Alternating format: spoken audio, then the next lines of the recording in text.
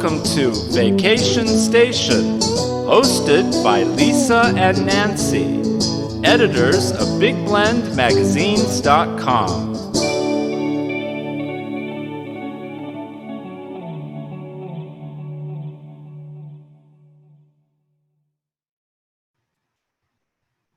Hey everybody, welcome to Big Blend Radio's third Friday Travel Writers panel discussion with the International Food Wine Travel Writers Association. They are a great organization that connects writers and photographers and journalists with destinations and people in the tour operations, like tour operators. You could be a winemaker, winery, a chef, a restaurant.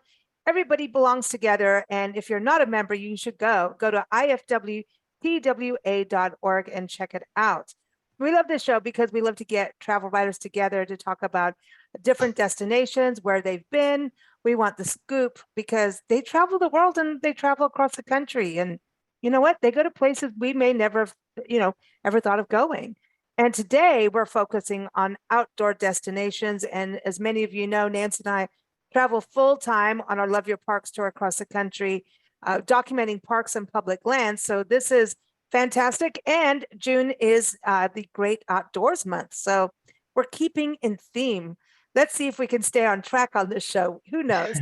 I want to welcome Julie D. Suman back on the show. Julie was on our show last year talking about an amazing Kenilworth Gardens. Isn't that right, Julie? Am I getting it? Kenilworth? Yeah, yes. You got it right. We had a lot of fun last year, and Kenilworth Gardens is still worth visiting. You know, I still need to get there. Nancy and I we have not made it, but we'll get there. We did more of Maryland. We did get to more of Maryland this year. You'd be proud. Good. We've started to understand the Chesapeake Bay region.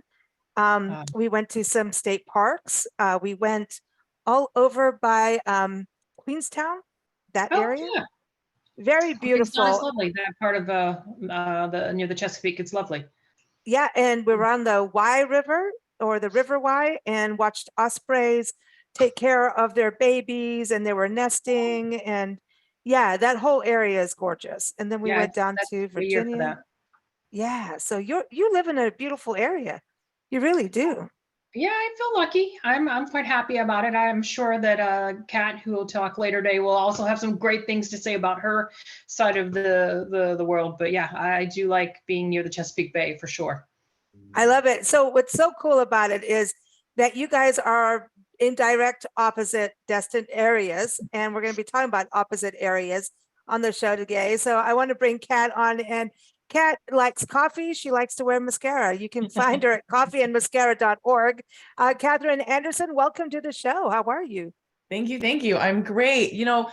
Coffee and mascara, those are the two things that any avid traveler needs. Coffee makes you awake. Mascara makes you look awake when you're not really awake. Yeah, I think that's anyone who's taking a red-eye flight, we know. Yeah, exactly. And we do need coffee. It's like the one thing, it's like I'm already reaching for it no matter where I'm waking up. I'm like, where is it? It needs to be there. It should be right there. It's just, we want it instantly. But you're in Vancouver, in British Columbia, Vancouver, not Washington State, just to make sure. And from the photos and the links you've sent me on your website, it seems like you are in like this beautiful urban setting that has a bunch of nature. So it's got this really good balance. It does. The one crazy thing about Vancouver is, I live downtown Vancouver in the city, but I'm also staring at the ocean and Stanley Park, the forest right now. So right out the doorstep of downtown Vancouver, you've got the beaches and the mountains, which is amazing. Wow, I love it. And Julie, you're in Maryland area, but today your destination, you're going to be talking about Gulf Shores. This is a national seashore, Gulf Islands. Yes, Gulf Islands National Seashore. Yes, it is actually the largest protected national seashore in the U.S. down outside of Pensacola, Florida. So yeah, we're going to talk about my trip down south from this past spring. Now, I used to live in Pensacola, old stomping grounds. Yep, I had a good time, and we've been out that way a couple times over the last few years. Not all the way into Pensacola, which I miss. I love Pensacola and the Seville Quarter. Did you go to the Seville Quarter? This is an Yes, we did. important Yeah, we question. spent some time downtown, and that was one of the things that fascinated me about Pensacola. In addition to all of the outdoor activities, is they have a fantastic quality of life downtown. There's so much to see, so much history as well. Exploring the Museum of Art, as well as some of the historic centers where you can learn about the Spanish and the French and all of the other flags that flew over that city, all of their influences in the town. It's great. A lot of stuff went down in Pensacola. I mean, it's a coastal city, but it's also a military region as well. Yes, it- yeah. and, The Blue Angels have a big presence there. The Navy, absolutely. Yeah. Yeah, that's something I think when we talk about outdoor destinations, a lot of people don't realize. And as we do national parks and everything and state parks, most of the time, if you're in an outdoor area, you're going to find history there too. And is Absolutely. that something you would say, Kat, for Vancouver? That Well, you get it's history funny too? to bring up the word history. I mean, my country, Canada, is, we're not even 200 years old, right? So our history, we have an indigenous history. That's Stanley Park ancient. does have the totem poles, which you Yeah. only see in Alaska and Vancouver. They're not everywhere in the world. So we do definitely have history. It's a different type of history. We also have an area of Vancouver that's quite haunted. So we do have a little bit of a Now more we like history. that. Ooh, we Yeah. like the haunted history. That is awesome. Yes. Before we get into the different destinations, I want to kind of back up and just kind of get people to know who you are as travel writers. So Julie, I know you do a lot of national park travel, and what's your Facebook for everybody to follow your adventures? Sure. In my Facebook page is C by Julie D. So that's SEE by Julie DEE. Okay, she's got it. Yeah. I just know you from like seeing you all the time. I'm like, there she is. And Instagram too. I love following you on Instagram too. Thank you. And I have to take a moment to give props to Kat for teaching me some of my Instagram skills. So she is an awesome resource to learn from. Well, she's got the marketing background, right? So this Yeah, is, this is part of why IFWTWA is so cool, is writers helping each other, isn't it? Yes. That's part of that. Yeah. Yeah. We're all We don't in. gatekeep. We're here to help, which is nice. Yeah. Yeah. Well, it's about tourism at the end of the day. It's getting people to destinations and helping people and helping the communities. It's the messenger service. I love that. I love that. But Julie, it seems that you do a lot of parks. I mean, I'm always following like, look, she's there. I've been there. Oh, I haven't been there yet. Ooh. Yeah, like I'm jealous. I love to be outside. Nature is healing to me, and I'm becoming, I'd say I'm an amateur birder, and so I'm learning how to not only photograph but start to try to identify birds, and I take whatever opportunity I can to do that, especially in the Baltimore area and the Delmarva Peninsula, Delaware, Virginia, and Maryland. We have a lot of opportunities to get out and do that.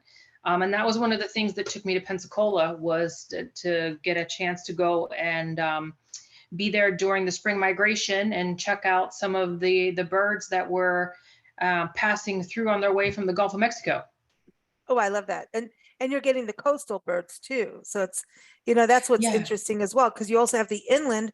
And I don't think people realize that area is really green with forests. You get forest and beach. Yeah, and you also have the big giant live oak trees. There were times when I felt like I might have been in like Savannah or something with these, gigantic oaks too. So it's definitely an interesting, area from a landscape standpoint. I love that. And you talk about the healing part of nature. Is that part of what led you to be a travel writer, is to write those things for others? That's a good question, actually. I definitely like to educate. I think I come from an educating, background in my family, and it's a good opportunity to share my experience and help to inform others about the history or the wildlife of an area. I've also had a love of photography, and I kind of came into writing via my photography. I found it as a way to help get some of my my photographs published, and that's what really, started my journey into travel writing as well.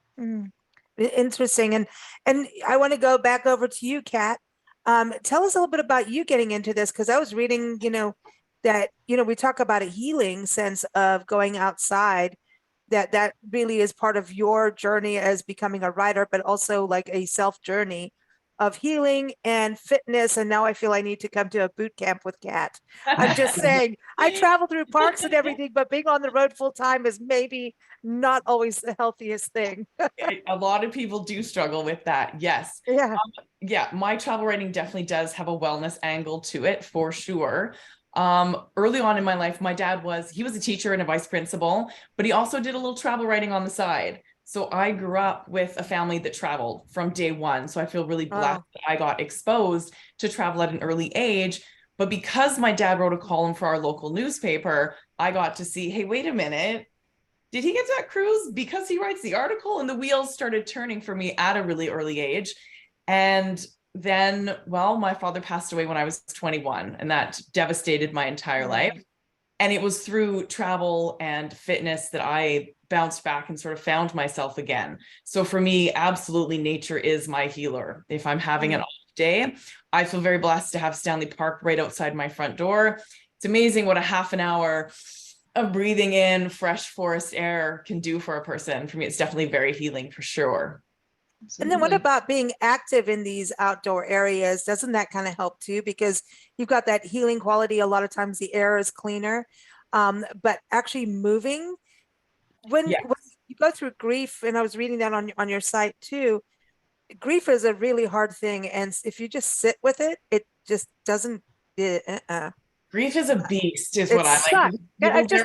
There's different stages, and we all do it differently, and there's no right or wrong way. Everyone grieves in different ways, and it's all okay. For me, there were days where I wanted to ignore the world. So I would go out and I would go hiking. And one of my friends was like, nope, we're going to go for a hike and we're not going to talk. We're just going to hike and we're going to enjoy nature. And then there's other days where I needed to talk and I needed to sit, or I needed to go for a swim and a cry, right? But in all of those ways, just being out in nature was a way for me to reconnect and find myself again.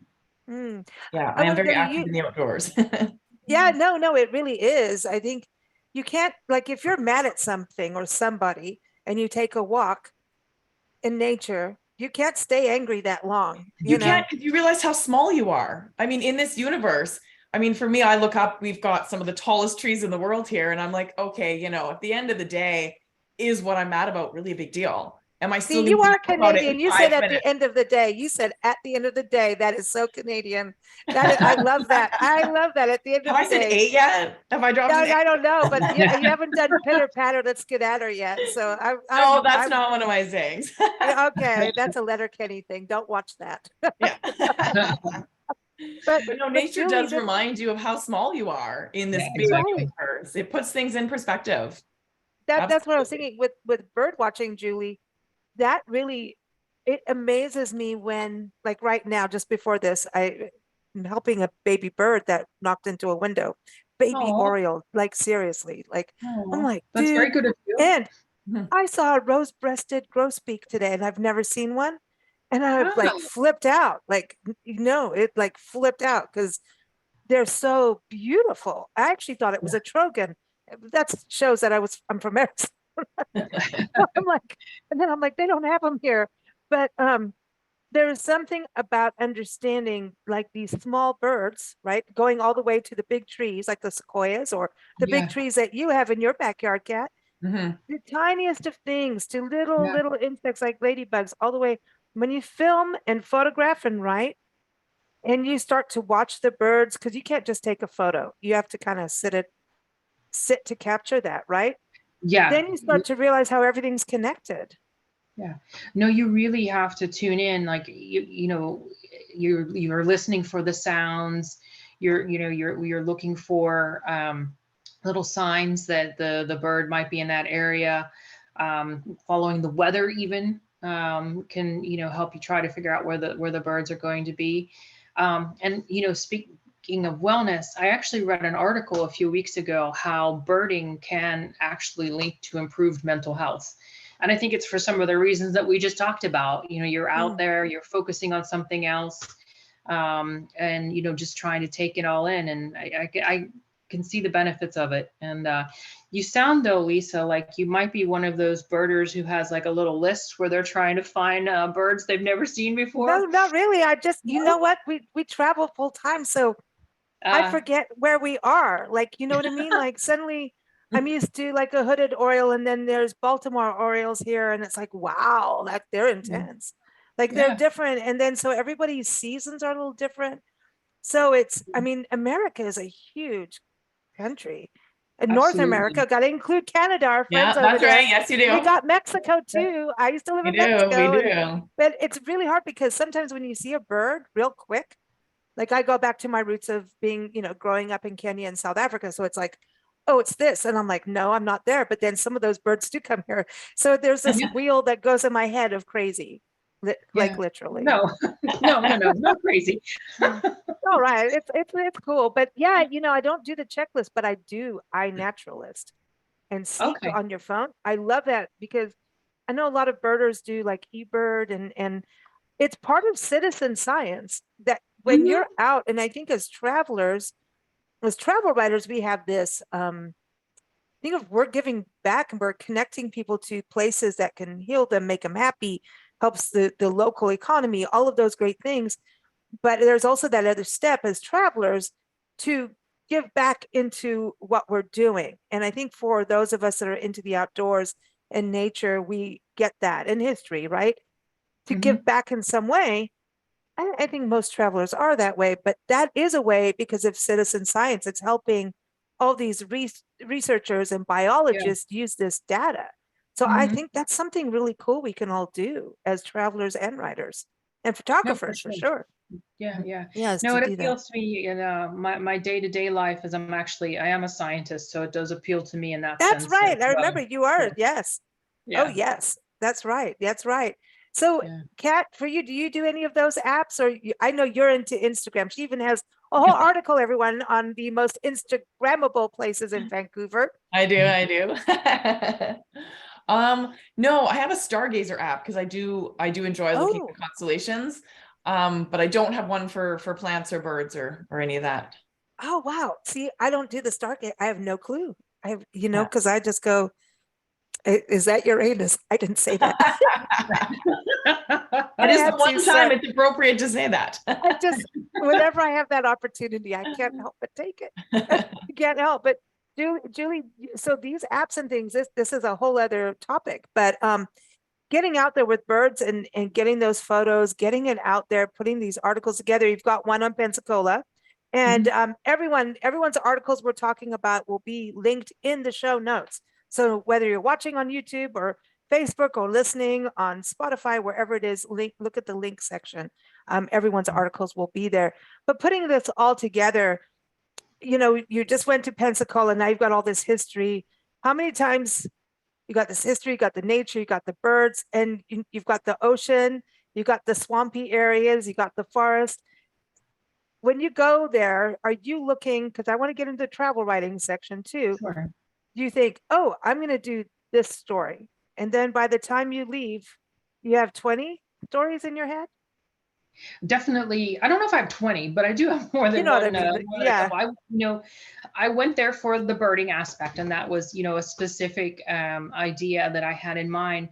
But what I didn't appreciate or didn't know that I would learn about is, like, for example, on Gulf Islands, there is Fort Pickens, which was actually built in the I think it was the mid 1800s. I'm sorry, 1834. I just looked at my notes.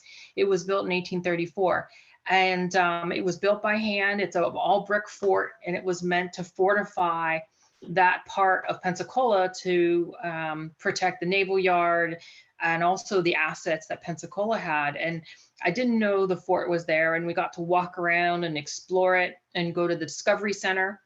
The park rangers there were fantastic. The fort even has a part of history in terms of being a part of the Underground Railroad network. So I would have never thought that I would turn into, learning about the Underground Railroad network at a fort. Yeah. Yeah, on an island. Yeah.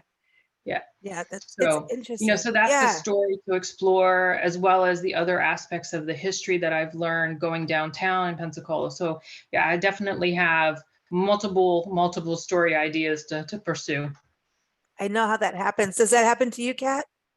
Definitely. Absolutely. I mean, I was speaking of Florida, so I was there last fall. Sadly, cool. Hurricane Ian cut my trip a little bit short, but we won't get into that. Yeah, while I was there, one of the things that we went down to Tarpon Springs and learned all about the sea sponge. Oh, And that for me, like being cool. health and wellness, I came home and threw out every sponge and loofah in my house. There's now sea sponges everywhere. And it's one of those things where I was like, okay, I knew Florida had beaches and I knew I was going to write about beach bars and the hotel I was staying in. Had no idea I was going to become so interested in sea sponges, right? And that was going to be something that I would write about as well. So you honestly never know what you're going to happen across.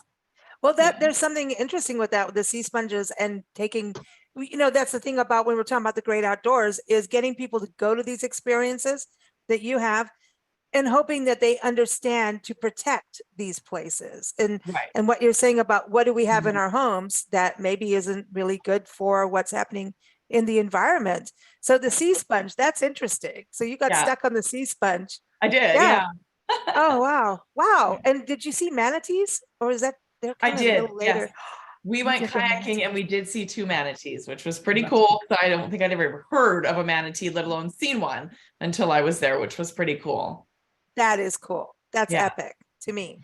I've Yeah. seen manatees, not like where like as close up. Well, I've seen them close up, but not like how you see them in all the pictures and everything. Just timing, late fall, winter is really a good time because the water's lower in Florida, and it's the same thing for seeing alligator. That's my thing, is alligators. Okay. I'm weird. The water But- was actually so low, we beached our kayaks. So we had a really good laugh. This was me and Noreen. Julie, you love that. We're kayaking and all of a sudden we're like, wait a minute. And we look down and we're like, oh, like our oars aren't even like, that's how shallow the water was. Oh, wow. We're doing it. So we're laughing our heads off because we are now stuck in our kayak. We had to hop That's out, funny. move it along. That is funny. That is funny. So when it gets over to Vancouver, so we're talking about Florida, tropical. Here's all these, manatees and birds. Vancouver, the waterfront, like Vancouver is different. You've got like the Salish Sea and everything, right? We do, yeah. What you'll see here, we do whale watching tours. And I wasn't actually on a whale watching tour. I was just on the BC ferries, headed over to Vancouver Island, and orcas were swimming beside the ferry, which is always an amazing thing to see. It's not that common, but if you do go out on a boat anywhere in the Vancouver Harbor, you're very likely to see some sea lions or some otters like swimming alongside you. Oh my gosh. Oh my gosh. Now, Julie, what about birds for you when you were out in Pensacola? What kind of bird life did you see? So we saw, the osprey, as you mentioned, they were, nesting and flying around, but we were able to see a lot of birds that were, on their migratory path from, coming across the Gulf of Mexico. One of my favorite birds that I saw was a scarlet tanager. It was this beautiful red bird that I had never seen before. And it just, it stood out so bright. It's even brighter than a cardinal, against the greenery and things like that. It was super cool.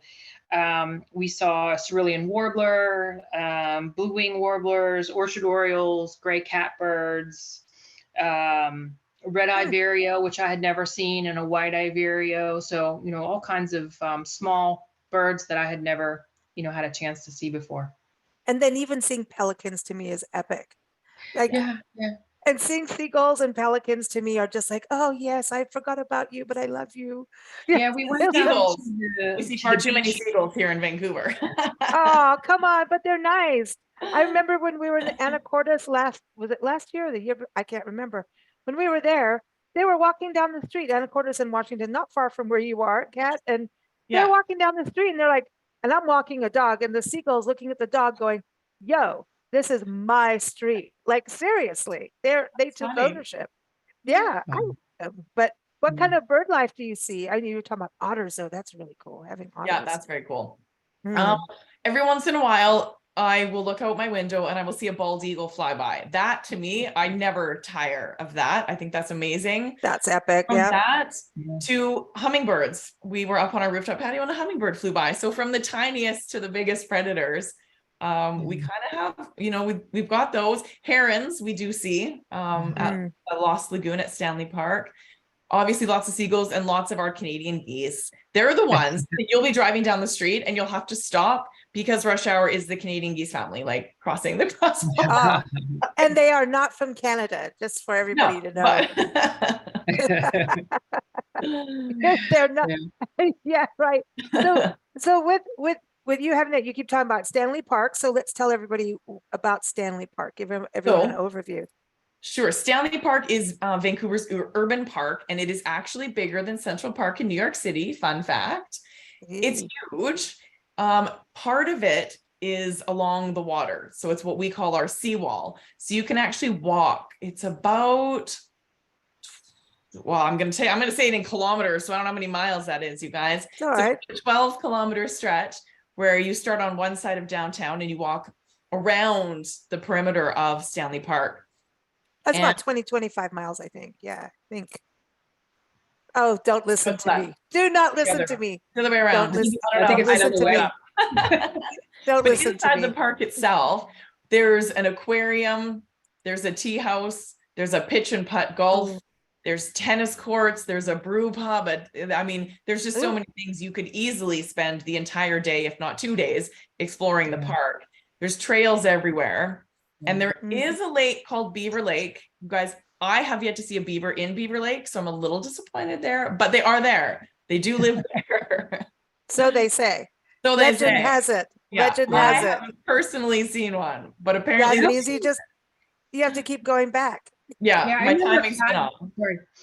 I remember the gardens were also, I've been to Stanley Park once. I remember the Cool. flower gardens were also just stunning. Yes. Yeah, the rose gardens, I mean, when they bloom, they are stunning. Oh. Yeah, absolutely.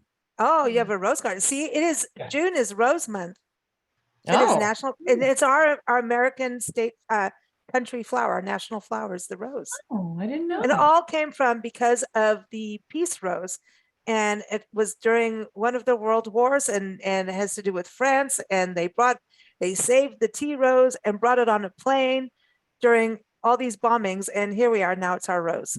There it is. Well, look at that. That was a very short, All right. terrible description of it, but there's a long history that I wrote many years ago. But that it is cool though. I mean, tea roses are beautiful too. But Yeah.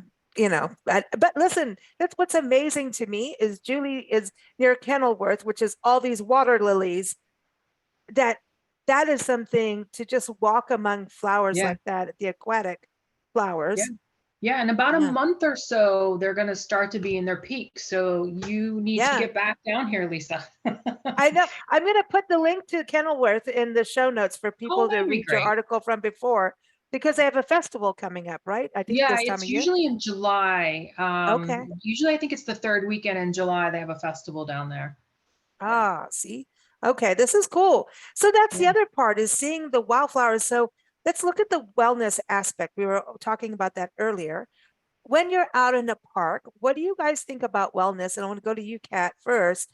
In regards to observation and looking at the little things in nature as being something that helps your body kind of focus, declutter, almost meditational. Do you think it helps that way? I think for sure it does. I mean, when we're having a bad day, it's like the whole world revolves around us because all we can think about is how X is going wrong, right? It's all about me. It's all about me, of course. It's all about me. My day is terrible. Something's gone wrong. Yeah. But as soon as you go outside and you step into nature and you look at a blooming flower or you look at a leaf that has fallen on the ground or you see a little caterpillar, you realize, wait a minute. Okay, but like, is my life all that bad? It's not really, you know, whatever's going on today, this too shall pass. At the end of the day, being in nature, to me, it gives me that perspective that I'm Mm, often lacking in the moment when I'm frustrated or when I have mm. writer's block.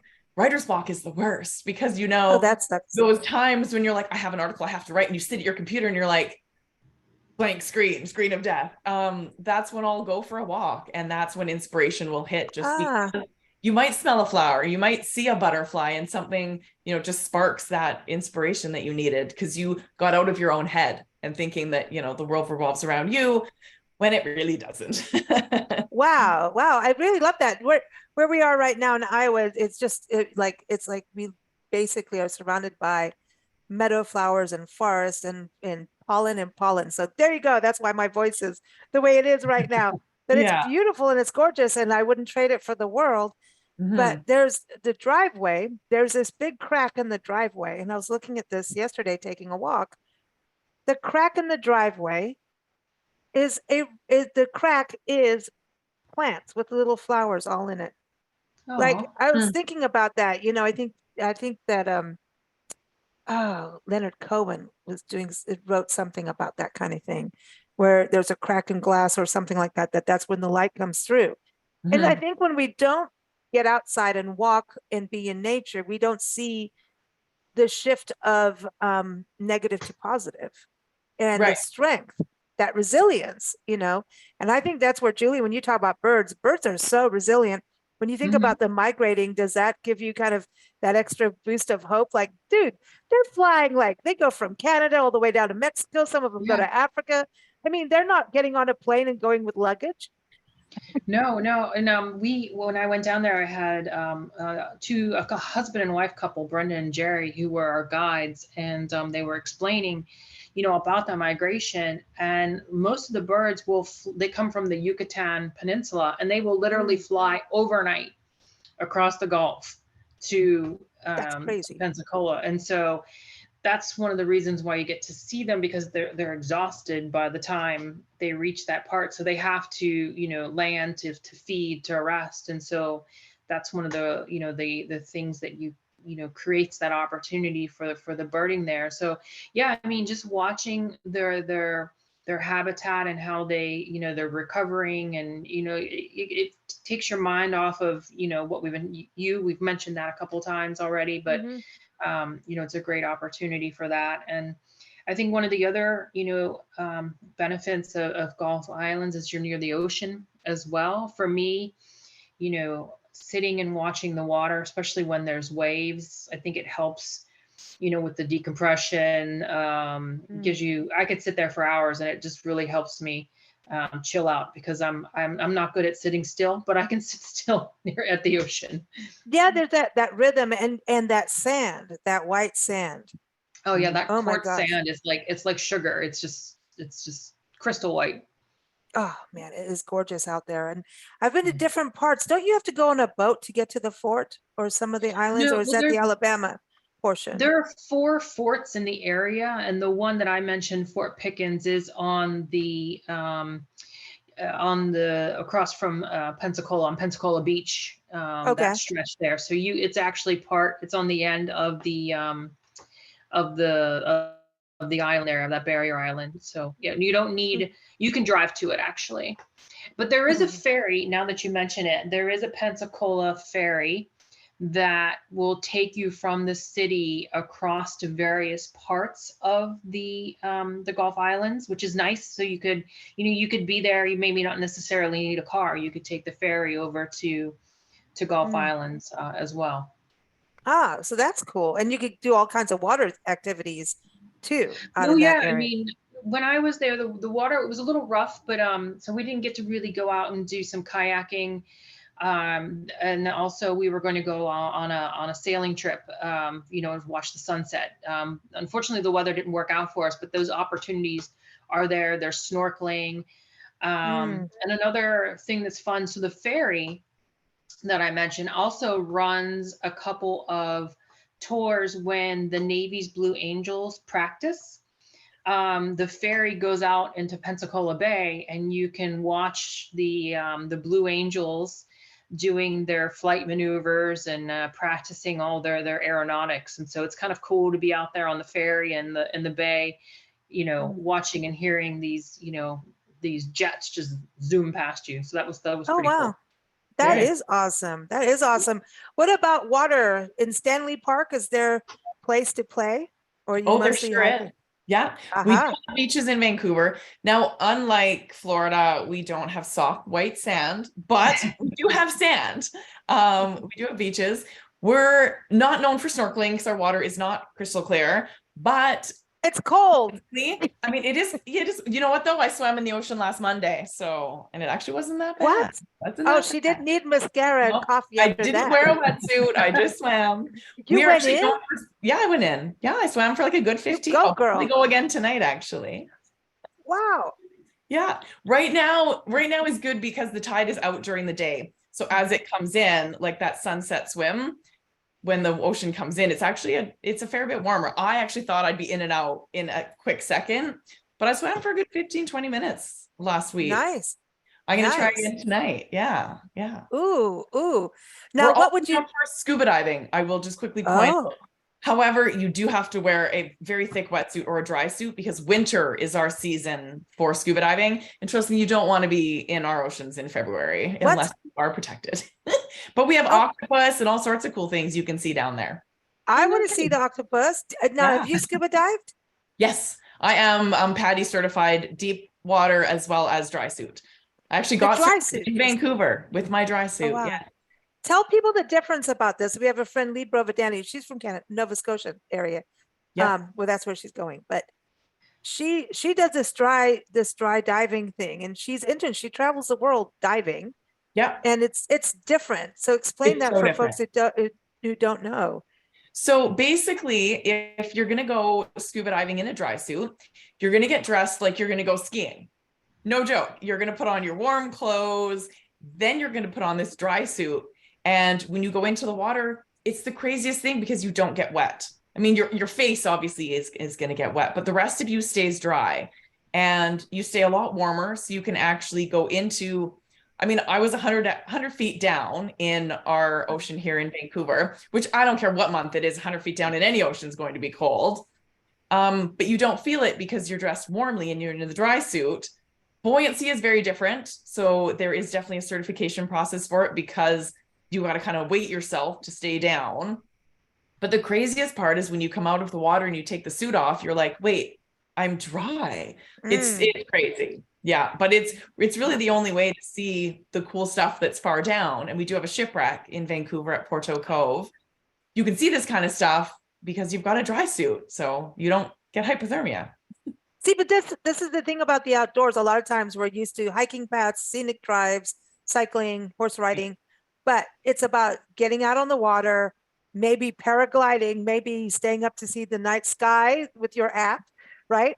Yeah. Those kind of things, looking down under the water, looking in tide pools. And oh, I love a good tide pool. Don't you guys love Yeah. tide pools? Yeah. Ooh, Yeah. I love that. Yeah. So I think that's something we forget sometimes is we just stick to that norm, but there's so many ways to experience the outdoors, and that helps kids get involved. I mean, Julie, did your parents get you involved with nature? I mean, where did your love of parks and nature come from? Well, yeah, I do give my parents a lot of credit to that. When I was 13 years old, I was 13 and my sister was 12. We drove across the United States. We took a 3-week trip, sort of maybe a mini version of what you and your mom do now. But Yeah. we hit all of these national parks. I grew up in Western Pennsylvania, so we drove across the north. We went to the Badlands, Devil's Tower, Yellowstone, out to Oregon, and we hit the national parks in California, and then the Grand Canyon, and came back across through the South. So that definitely started my love of the national parks for sure. And because we were doing this all in 3 weeks, maybe we got to spend like a day or two in a park. So it's been my goal to go back to national parks and actually stay for 5 days or longer, as long as I can, to really get to explore the park. Because it's easy to take the loop around the park and see things, but you really need to, I think, get out. You need to go and do some hiking, talk to the rangers, go to some of the ranger programs to really get the essence of that national park. I absolutely agree. Nancy and I have done both sides of that, and it's, it's I hate it when we do the drive-through park experiences, but you get to at least go. So I always tell people, do it. You have that opportunity, take it. It's better than being on the highway the whole time. If you can do that little bit of a taste of something, Yeah. plan to go back. But if you didn't do it and something changes in life, you didn't see it. You know what I mean? So it's worth doing, but that's the Yeah. thing. Like I remember doing that in Petrified National Forest, and it was a crazy drive to get there, and it's a whole long story. But anyway, we ended up sleeping in our car outside the gate at night for the park to open. And it was the best star night. I mean, the stars were just like right Wow. there over us, and it was beautiful. And the sunrise was incredible. And a school bus came and picked up kids right outside our car. I'm like, wait, there's people here? What? Anyway, we went in, and the Petrified National Forest National Park is really fascinating with history and the nature, hiking, geology, all the petrified wood, and Route 66 and Native American history, and you've got petroglyphs, and you've got even like what are they called, the Harvey girls, one of the Harvey houses are there, of the history of tourism. And we were there for one day, and I'm like, oh my gosh, this is huge. But did I get to go do like a full day hike, overnight hike, camp, stay in the, you know what I mean? It's like there's Yeah. probably, like I said, that 20-story thing just from that one day. And I'm like, it's so difficult because those parks just get you, like you just want to keep coming back and keep coming Yeah. back. But I don't think you ever see it 100%. No, I don't it's think true. you can. Yeah. You No, can't. it's true. But it's okay because you just keep going back and going other places and doing what you can. It's that, that excitement of it. So I know, Kat, for you, I mean, traveling, with your parents too is a big deal, and getting out into nature, that's a big deal. But Yeah. what is your next park or next destination? Not necessarily park. I love living in Vancouver, so I tend to do more smaller local trips. Later this week, I'm headed out to Harrison Hot Springs. It's about a 2-hour drive east of Vancouver. And then following that, we've got the Okanagan Valley, which is our wine region in BC. So I'll be doing some wine tours later this month. Keeping it local really until the fall to sort of enjoy all the local things here. That's nice. So on the health and wellness aspect of what you do, wine is okay. We're allowed to do that because you were talking about beach bars earlier. I'm like, wait a minute, we can beach bar and hike, or what's going on here? Absolutely. My motto is balance. I am all about balance. So if you go for that hike, you eat that burger and you drink that beer. Yeah. And I take it with me because if you climb a hill or a mountain, you can sit at the top and eat the leftover pizza and have that glass of wine. I do that You'll laugh. because I I'm there. actually went out and bought a picnic backpack that has a wine bottle holder on the side and a blanket on the other. No joke. This is my hiking backpack, you guys. Balance. Balance is key. I want that glass of wine at the top. Okay, so this is bad. I've got like a mini backpack purse or handbag. Yeah. That is now really a camera bag too, because that's really how, the way we travel is weird, but it is. And it is also has a secret wine compartment. I know those verses. I have heard of those verses. And I have the backpack. Next time. I know. Listen, you never know like where we are and what we're doing, but we're always having a good time. But I figure if you put the sweat equity in, and birds like it when you sit and calm down in nature and you go for a hike, get to an area, have your picnic lunch. This is truly how we travel. You have your picnic lunch, have your champagne. It started with us doing champagne hikes because I think the birds know about the yeast in the champagne. Hummingbirds come and butterflies, they know there's moisture. And when you're just sitting and having that picnic time and calm down, you can talk and everything, not be too crazy loud or anything, but just then they start to go, oh, they're here for a while. They're cool. Oh, they're doing this. Then everybody is there. And that's how you get your picture without carrying the giant lens. Yeah. I'll have to utilize that tip because those lenses for birding are heavy. Yeah, no, I don't do that. I can't do that. It's too much. You know what I mean? It's like there's a line, but there's also something about, I think, getting the close-up shot of a bird, or like, oh, here's the close-up of the heron. It's great, but there's something about the landscape, of showing the landscape of where you are, so it's in context, so people know where they live and why it needs to be protected. That's just my soapbox kind of thing about people seeing the connectivity of it all, who lives where, not just here's the close-up of the bird that you could see anywhere, so I don't carry those big things. No, I'd rather carry a champagne bottle. I'm with you, Lisa. Hey, listen, but if you carry champagne, it's heavy. So do I get like points for that? Definitely. Yeah. Okay. And the hard part is going up the hike. So, that's when you have the extra weight. So yeah. And at that point, you may roll down and it's okay. It's all right. You won't care. Julie, where's your next destination? Well, believe it or not, I'm actually going to Chicago. So I'm actually doing an urban trip later this month. And then there's parks there. There's parks. Yes, there are. I love urban parks, and Stanley Park and is a lot of water. a good example of that. No, I mean, I crave that. When I'm in a city, I do find that I need to go and I need to find a green space. So so yeah, I've never really been a tourist in Chicago, so I'm looking forward to that. And then at the end of the summer, I'm heading to Greece. So oh my gosh, that's going to be epic. Yeah. So that's going to be super fun. That's going to be super fun. Now, the International Food Wine Travel Writers Association has a conference this October, and it's on the cruise line with Princess Cruises, going from Kat's backyard. Right. In the water portion of it. It is. Like, are you going to welcome, like, come over to my house? I joked with everyone. I was like, I could walk from my house to the cruise ship port. Are you kidding? That's crazy. Yeah, and everyone, Kat is on the board of IFWTWA. We say IFWTWA. It's far more easier than saying International Food Wine Travel Writers Association. But you do their social media too, right? I do. Correct. Yes. Cool. Now, are you going on the conference? Are you going to be a welcoming committee?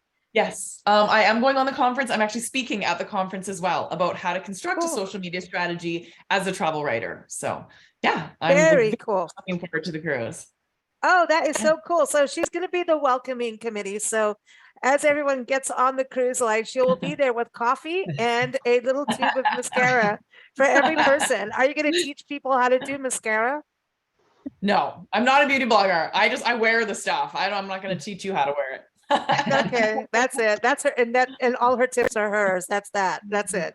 She'll teach you social media though. But that's really cool that you're going to be there and that it's in your backyard. I think that's epic. And this 360 experience with Princess is going to be awesome for everyone. All the members that are there. Yeah. So everyone, it's in October. Go to IFWTWA.org for that information. And we have an interview with Amy Piper coming up this month as well, so people can hear more about that. So that's excellent. Julie, are you going to be able to go to the conference? Have you been to one yet? I went to my first IFWTWA conference last fall. Cool. In Florida. It was in St. Pete, which was awesome. And I will be on the cruise. I'm going to the conference, so I'm looking forward to that. We're in the process now of signing up for various press trips that are going to be through the cruise. So anxious to see which ones I'll be able to do, and also look forward to learning how I can continue to up my social media game with Kat, and as well as some of the other lectures that we're going to have. It looks like it's some great presentations that we're going to have during the cruise. And I mean, again, like you've got all the networking and the 360 experience with that dining experience. That's amazing. That immersive. Yeah. Actually, now that I think about it, my trip to Pensacola, I met folks from Visit Pensacola at the IFWTWA conference last fall. So that was my connection to Pensacola. So it's definitely worth going to these events to network. Oh, yeah. Yeah, to network, and then just being part of the organization too. I think also what they did during, the pandemic of not stopping and continuing with, webinars and getting everybody connected that way was excellent. Doing that. I think that's, we've got all these tools we didn't have 20 years ago. And we got to use them. Kat knows all about that. She's like, use it and then unplug, right? and then Yes. unplug. Well, ladies, thank you so much for joining us. It has been a pleasure. As we head off here, I want one tip from you, each of you, for someone just getting started in travel writing or photography. So let's start with you, Kat, before you go. What one tip other than Sure. coffee? My one tip, if you want to be a travel writer, be persistent and don't take no personally, because no doesn't mean no, it just means not right now. That's my tip. Get used to no's from editors, but it doesn't really mean no. It might mean maybe later. It might mean yes to another publication. Persistency is key for sure. Awesome. Awesome. Julie, Yeah. what is your tip? Well, I absolutely echo what Kat has to say, but I think what I would add is, finding your tribe, finding a group you can learn from and share information with. IFWTWA has certainly been, a good resource for that. The Travel Writers Cafe, Travel Writers University that exists as well has been an absolute resource for helping to navigate the ups and downs and the ins and outs of travel writing. Absolutely. Excellent. Excellent. Do you want to give everyone your social media or website? Julie, give everyone your Facebook or Instagram? Sure. My Instagram and Facebook is C by Julie D. And I hope you come and check it out. Yeah, follow her. It's fun. It's fun. Kat, you want to give your website or socials, whichever? Sure. All of my socials are Miss Kat Anderson, and my blog is coffeeandmascara.org. Yes, .org. Yes, go there. Follow. And IFWTWA.org is the website for IFWTWA. And you can keep up with us at bigblendradio.com. Thank you so much, ladies. Happy and safe travels. I can't wait to follow your adventures. I already do, but I want more. Get going. Get going. Okay. Thanks, Lisa. Thank Bye. you.